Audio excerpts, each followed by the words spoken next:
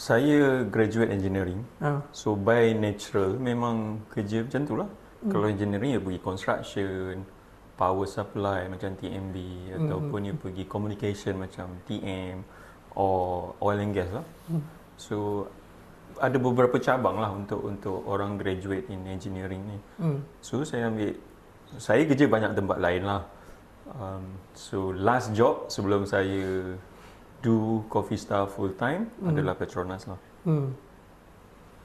So yeah, by natural extension, engineering dia ada banyak level sebenarnya engineering ni. Kalau kita ambil yang core engineering macam mechanical, electrical, civil, communication, nuclear and process engineering. Sekarang ada banyak lah, semua orang nak jadi engineer kan. Ada food engineering. So banyak cabang lah sekarang. Ada IT engineering. So banyak je.